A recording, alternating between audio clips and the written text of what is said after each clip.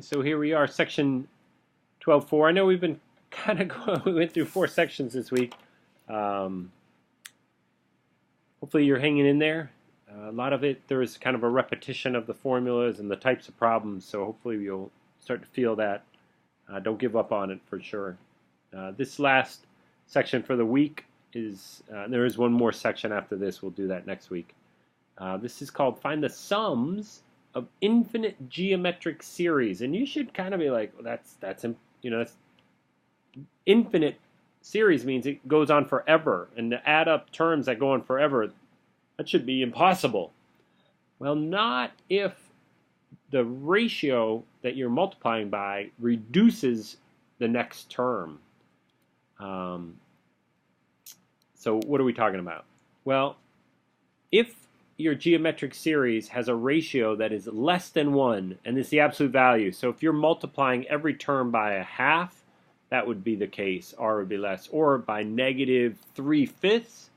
Basically, your next term will be a smaller value. Then you can add up. So here is the formula. Sorry, my system just crashed on me. I'm back. But here is the formula if you have a ratio less than 1, and again, absolute value of that ratio is less than 1, you can say that the sum of all terms, again, because as the terms grow, as you go up further out in the terms, those terms decrease. And this is the formula. So it's our 5th and last formula. If your R value is bigger than 1, then there is no sum. So here's an example. So here, this is a geometric series. Hopefully you recognize that the first term is 6, and the R value is 0.6. And again, when R is less than 1, absolute value, then you're allowed to figure out the sum of all the terms. And so we would use the formula that we just received. Right here's the formula we were just given. Take the first term, divide it by 1 minus the R value. And so 15... And that, again, kind of, you should really be like perplexed. Wait, you can keep adding like you can make I go from 1 to 2 to 3 to 4 to 5 to infinity. Like you could plug 1,000,000 in for I, and you're saying if you added up all the terms, it would equal 15. And that's pretty awesome, right? And again, the reason this works is because R is a number less than 1, so it's actually making the next term smaller and smaller and smaller.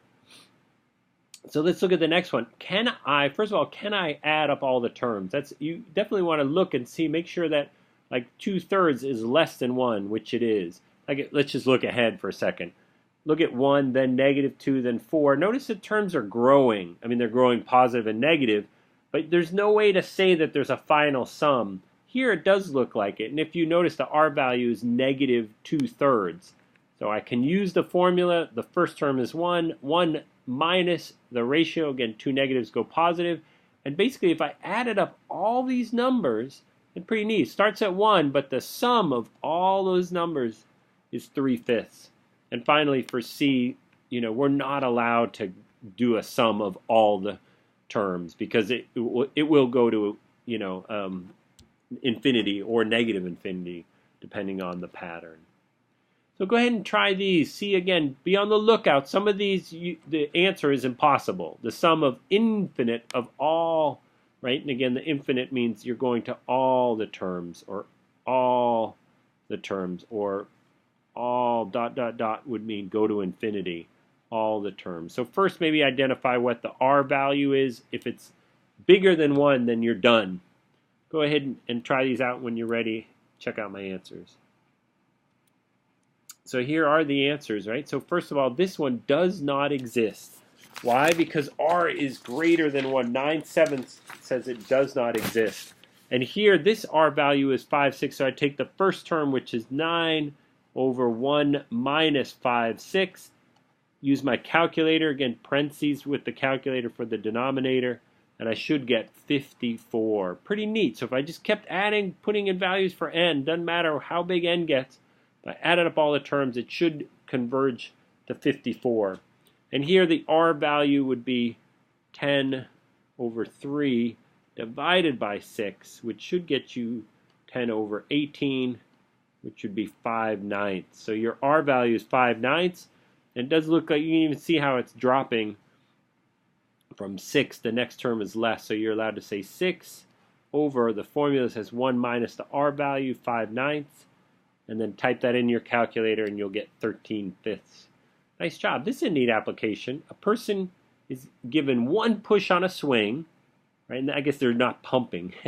So they just, one big push like a pendulum.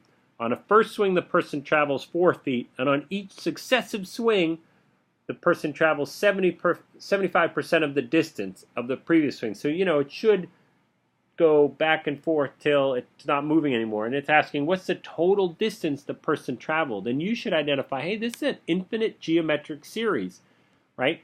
So first you go 4, then you go 75% of 4, then you go, what, 75% of 75% of 4, and then you go 75% of 75% of 4, or 75% of 4. Does that make sense? So this is an infinite geometric series. I get to use the formula. The first term is 4. The r value is 0.75. I travel a total of 16 feet if that swing occurs that way. You want to try one yourself? Try to do it with a distance of 3 feet. And so it's pretty much the same formula, right? This would be 3 over 1 minus 0.75.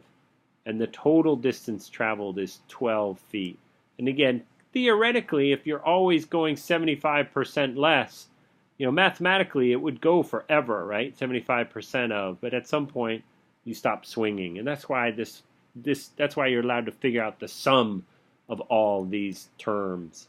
And this is super cool, right? Super cool. Not maybe for you. You may not appreciate it because of your fancy graphing calculator.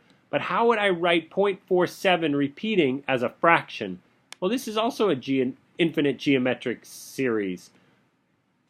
Why? Because I take I take this first grouping of numbers, 47, and I multiply by 0.01, and then I add that to 0.01 squared, which would, right? So this, like this first term, just if you want to kind of see, this first term would be 0.47, right? If I multiply by 0.01. This guy, I multiply by 0.01 twice, so it's 0.0047, right? And this pattern would be 0.0000, that should say 0. O is a letter.